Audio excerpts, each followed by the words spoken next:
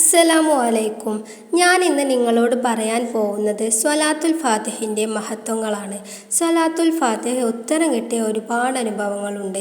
ഈ പുണ്യ റമദാൻ ആവുമ്പോൾ നമുക്ക് ചൊല്ലാനും നമ്മൾ ഉദ്ദേശിച്ച കാര്യങ്ങൾ നിറവേറാനും നമ്മുടെ പ്രയാസങ്ങളും പ്രതിസന്ധികളിൽ നിന്നും രക്ഷപ്പെടാനും ഞാൻ ഇന്നത്തെ വീഡിയോയിൽ പറയാൻ പോകുന്നത്.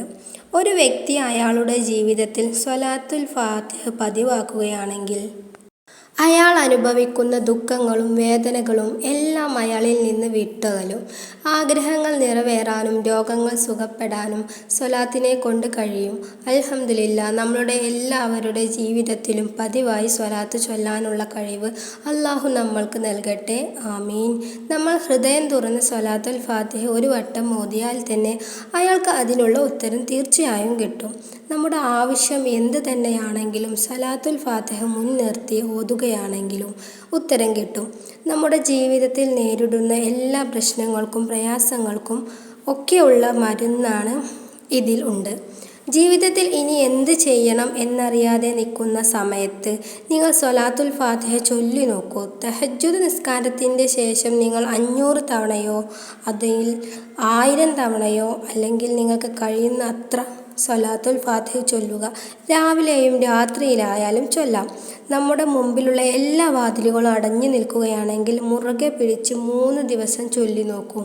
നിങ്ങളുടെ മുന്നിൽ ആ വാതിലുകൾ തുറന്ന് കിട്ടും. അതുപോലെ റമദാനിൽ ഇത്ര സ്വലാത്തുൽ ഫാത്തിഹ നിങ്ങൾ നിയ്യത്താക്കി വെക്കൂ. ഇത്ര സ്വലാത്തുൽ ഫാത്തിഹ ഞാൻ നിയ്യത്താക്കുന്നു റബ്ബേ എന്ന് പറഞ്ഞാൽ നിയ്യത്താക്കി വെച്ചിട്ട് നിങ്ങൾ ചൊല്ലി നോക്കൂ. നിങ്ങളുടെ പ്രയാസങ്ങളും പ്രതിസന്ധികളും എല്ലാം മാറും. കഴിയുന്ന പോലെ നിങ്ങൾ ചൊല്ലി നോക്കുക. അള്ളാഹു ഒരു മാർഗം നിങ്ങൾക്ക് കാണിച്ചു തരും. ഏതായാലും ഉത്തരം കിട്ടും.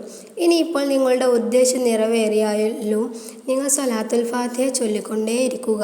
അത് നിർത്തിവെക്കരുത്. ഇനിയുള്ള പുണ്യമാക്കപ്പെട്ട ദിനങ്ങളിൽ ചൊല്ലാനും നമ്മുടെ മുത്തുനബിയുടെ പേരിൽ അനേകം ചൊല്ലാനും അള്ളാഹു വിധി നൽകട്ടെ. ആമീൻ. അള്ളാഹു അതിനുള്ള അനുഗ്രഹം നൽകട്ടെ. ആമീൻ.